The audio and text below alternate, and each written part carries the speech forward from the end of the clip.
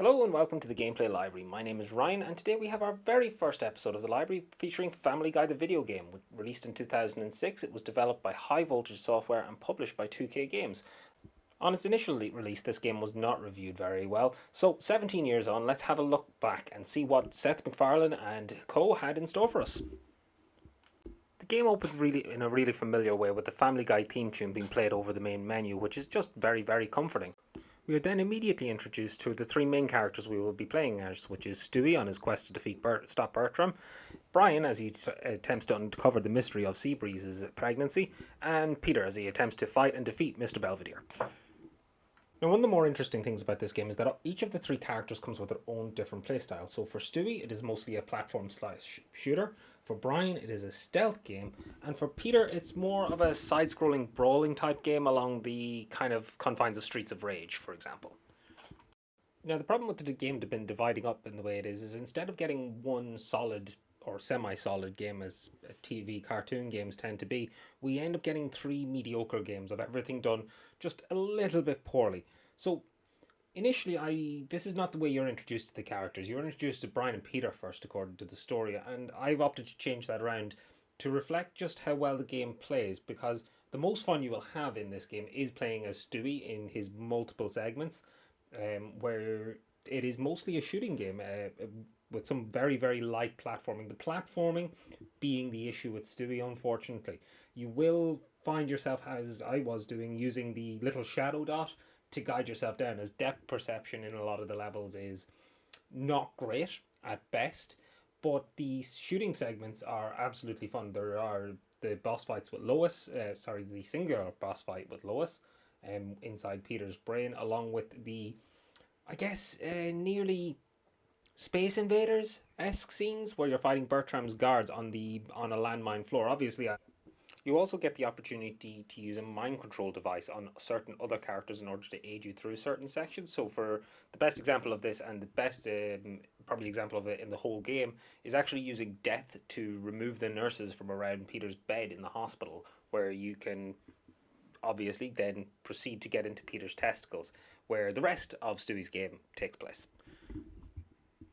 Then we have Brian. His adventure is completely stealth based. It is entirely based on using shadow and cover mechanics along with the sneak mechanic that works and doesn't work all at the same time, to basically make your way through the missions, collect the files, and discover who Seabreeze's father is.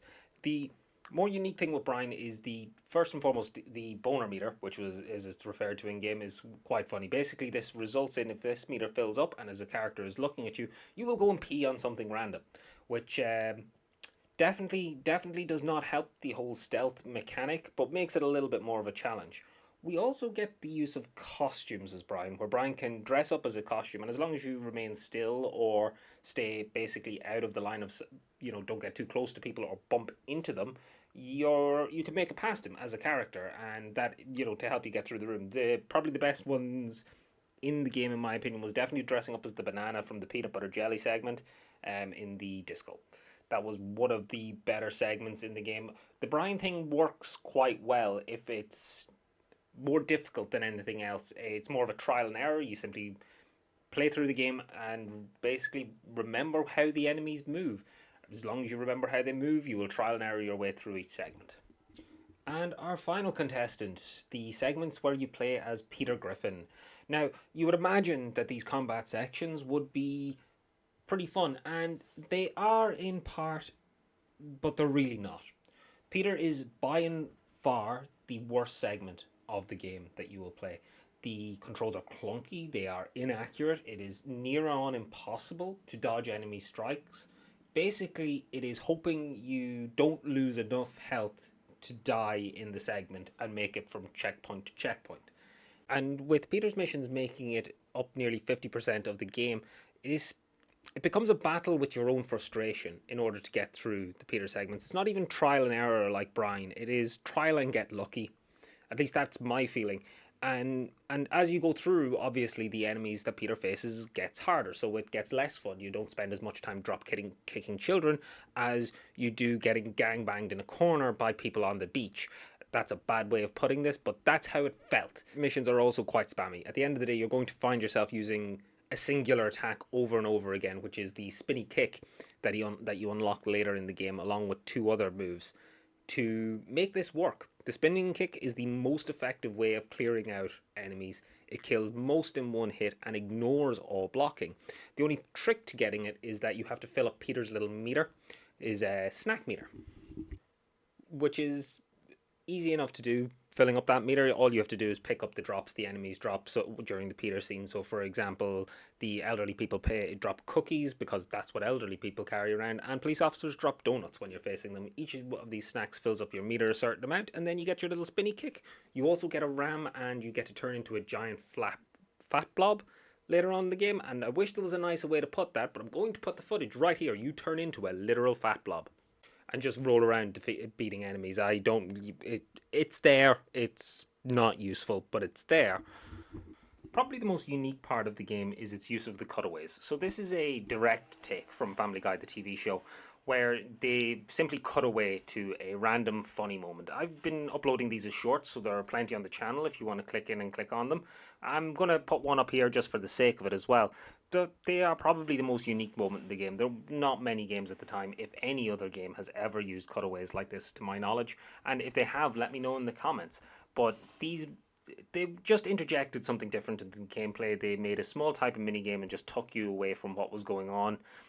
But they were kind of funny in some ways. Some of them were just ridiculous, but most of them were quite funny, which was kind of what was needed. As the game overall, it just felt a little forced when it came to the comedy throughout the missions and throughout the games, the characters repeating things. But the non sequiturs at least still held that, I guess, that Family Guy feeling. So, what's the conclusion on the game, you might be asking yourself? And it's, in all fairness, 17 years on, the game lives up to the reviews of the day it was issued. It's not very good.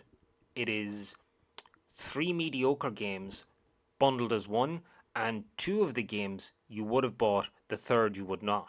So, overall, if I was adding this, so I already own this game. If I was add a new collector and collecting PS2 games, and this was one of my options, I'd bypass this. I purchased this a long time ago, so it's been sat on a shelf for God knows how long.